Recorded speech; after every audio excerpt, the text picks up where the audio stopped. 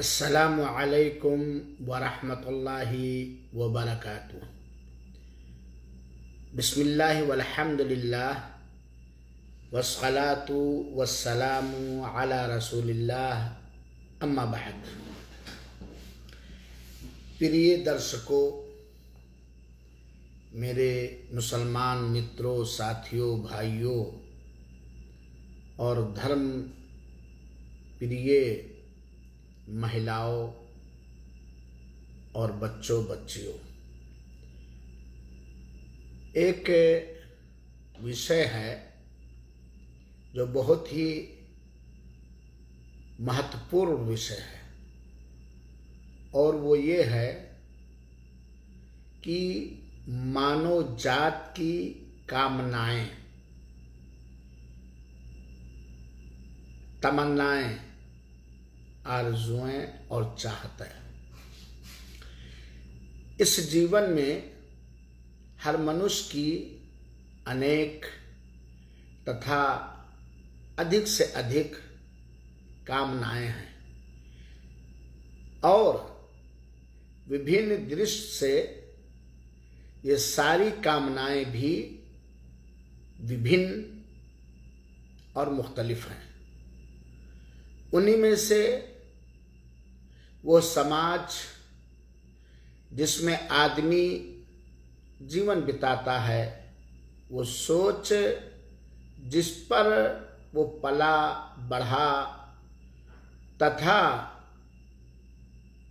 जिस पालन पोषण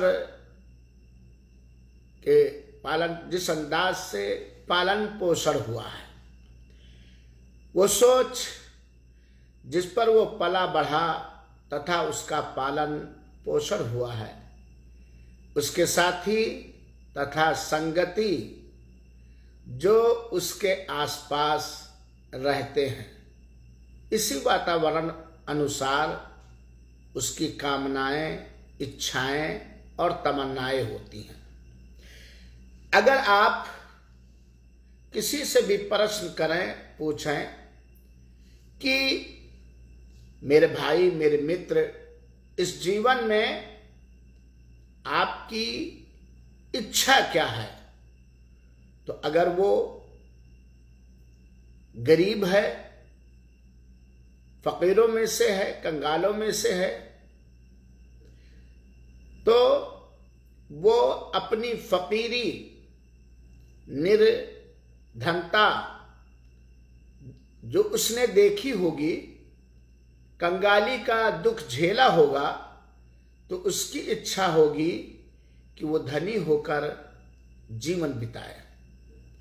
अगर वो गाड़ी घोड़े तथा मकानों, जमीनों का मालिक हो, ताकि सुखी और भोग विलास जीवन बिता सके, जिस प्रकार अधिक लोग बिताते हैं, क्योंकि वो गरीबी देखा है, गरीबी ने उसकी कमर को तोड़ दिया है, तो उसकी कामनाएं, उसकी इच्छाएं ये होंगी कि उसकी गरीबी दूर हो जाए।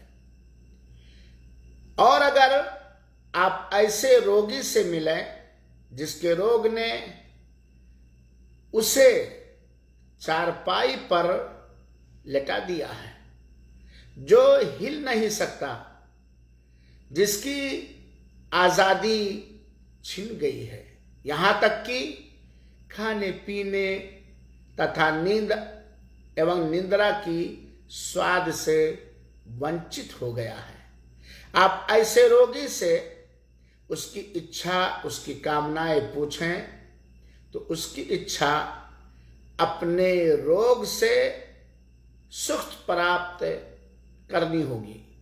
उसकी इच्छा यही होगी कि रोग शरीर से भाग जाए, निकल जाए, चाहे उसे अपना सभी धन दान करना ही क्यों ना पड़े, क्योंकि वो रोग से बहुत ही दुखित है।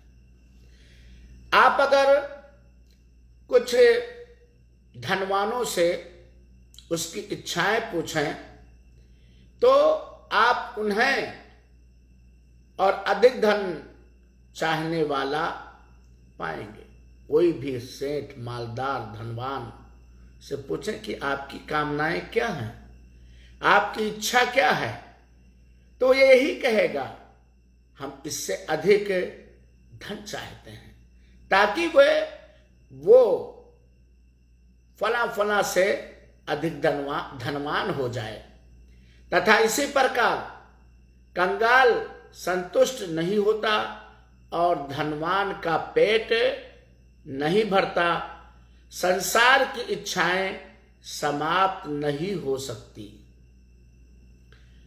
हम सब के आदरणीय अंतिम संदेष्टा ने फरमाया है, हजरत अनस बिन मालिक रज़ियल्लाहु ताला अन्हु एक हदीस बयान करते हैं, अन्ना रसूलुल्लाह सल्लल्लाहु अलैहि वसल्लम क़ाल लौ अन्ना लिइब्न आदम वादियन मिन ज़हब अहब्ब अन यकून लहू वादियानी वलन यमला फाहु इल्ला तुराब व यतूबुल्लाहु अला मन ताब।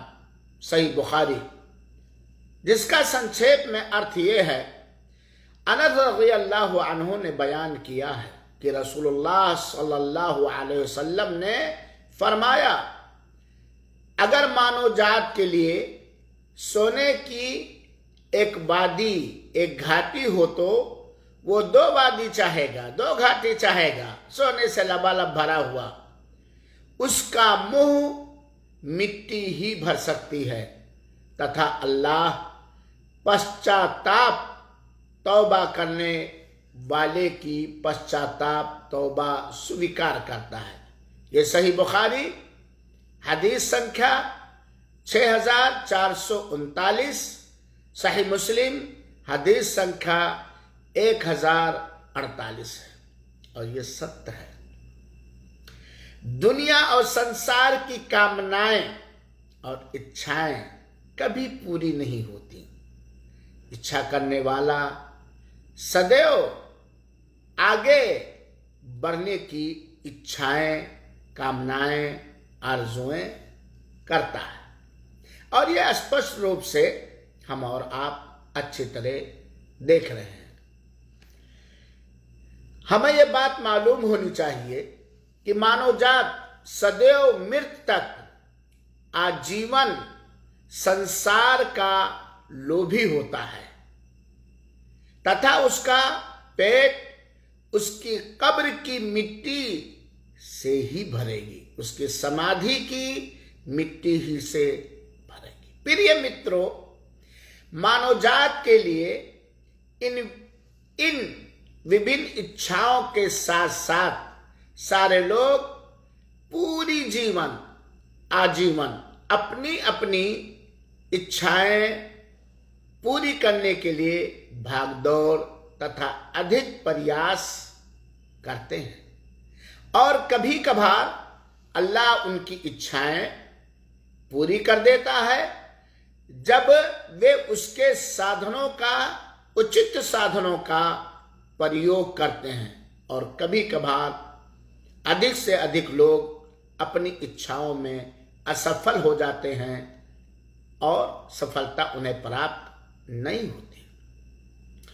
परंतु कुछ लोग ऐसे हैं जिनकी इच्छाएं पूरी नहीं होती तथा उनकी मांगों पर ध्यान भी नहीं दिया जाता।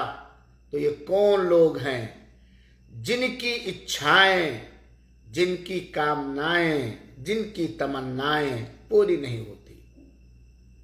उनकी इच्छाएं क्यों पूरी नहीं होती? और क्या हम उनका सहयोग कर सकते हैं या उनका नरक की अग्नि से जलना कम कर सकते हैं? कुछ ऐसे मानवजात हैं संसार के अंदर जिनकी कामनाएं, इच्छाएं, आरजुएं अल्लाह ताला जब चाहता है पूरी कर देता है संसार के अंदर। लेकिन कुछ लोग ऐसे हैं संसार से जब परलोक के मार्ग को अपनाएंगे उनकी इच्छाएं, उनकी कामनाएं कभी भी कदा पूरी नहीं होगी। ऐसे लोग जिनकी इच्छाएं पूरी नहीं होती, तो वह लोग हैं जो ऐसे पापों के गिरवी हो चुके हैं जिससे आजाद नहीं किए जाएंगे, मुक्ति प्राप्त नहीं होगी। कुछ भी कर डालें, मुक्ति प्राप्त उन्हें नहीं हो सकती। ऐसे अजनबी अपरिचित यात्री के प्रकार हैं जिनका प्रतीक्षा इंतजार नहीं किया जाता। ये कौन लोग हैं? हमें ध्यान देना चाहिए। ये वो लोग, वो मृतक हैं, ला हौला वला कुव्वता इल्ला बिल्लाह। वो मृतक लोग हैं जो मर चुके,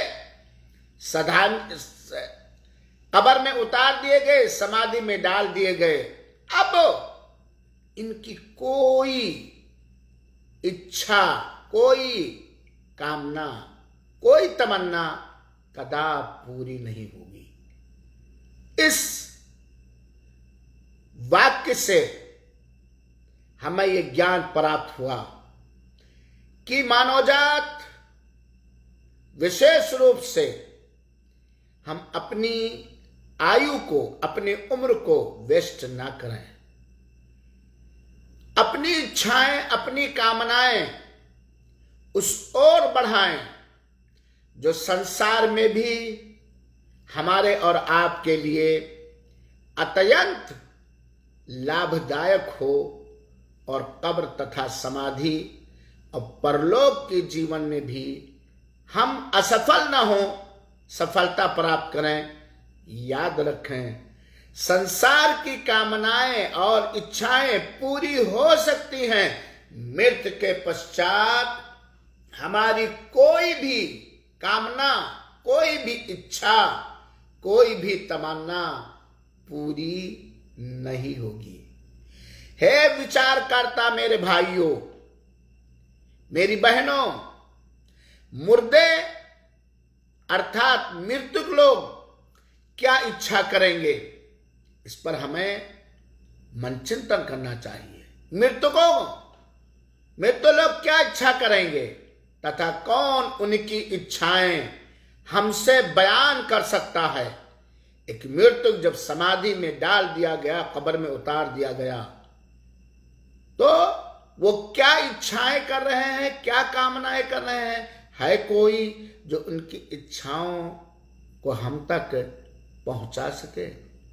जबकि उनके बारे में हमें कोई सूचना नहीं है और उनके यादगार तथा स्मारक चिन्ह मिट गए हैं।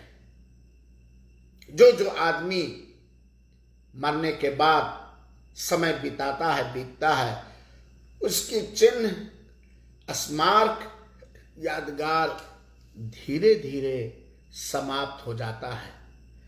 आइए थोड़ा इन लोगों के बारे में बात करें जो भूले जा चुके हैं, जिनको हमने भुला दिया है, कभी कभार याद आती है, ताकि हम उन लोगों की इच्छाएं जान सकें जिनकी निगाहें तेज हो चुकी हैं, पलक उठ चुकी है, आंख खुल चुकी है, मृत्यु का समय आ चुका है। अतः वे स्वर्ग अथवा नरक और अल्लाह ताला के फरिश्तों को देख चुके हैं।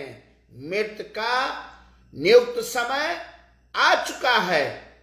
अल्लाह के फरिश्ते उपस्थित हो चुके हैं।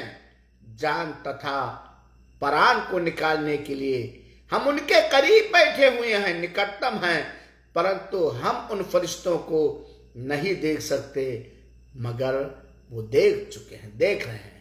उनके हेत परोक्ष, गैब, हाजिर, प्रत्यक्ष के प्रकार हो गया है। संसार तथा परलोक की वास्तविकता अच्छे प्रकार जान गए हैं और हमारे संग भी ऐसा ही होगा। अपने बरज़खी परलोक के जीवन ही में यकीन तथा विश्वास कर चुके हैं कि वे बड़े बड़े दिन, महाप्रलय के दिन उठाए जाएंगे। पूरे संसार के सारी आयु का करनी और कथनी का लेखा जोखा होगा। पत्नी भी बैठी हुई है, संतान भी हैं, मित्र भी हैं। अब कोई लाभ पहुंचाने की शक्ति नहीं रखता है।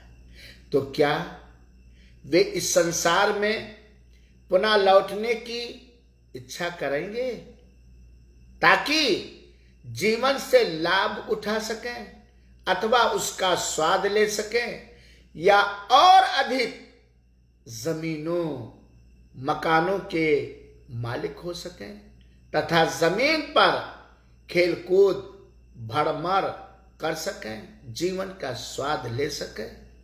चांस मिलेगा, समय मिलेगा।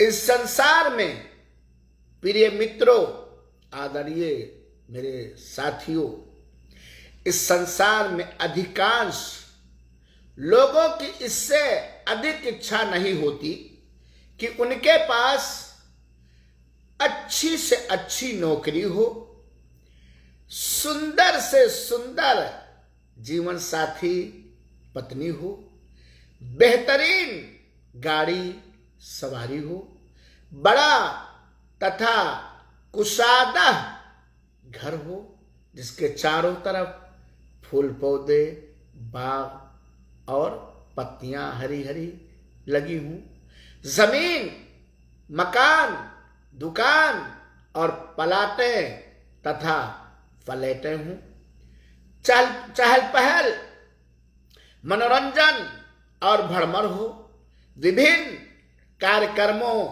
और शादी विवाह में उपस्थित हो आदि।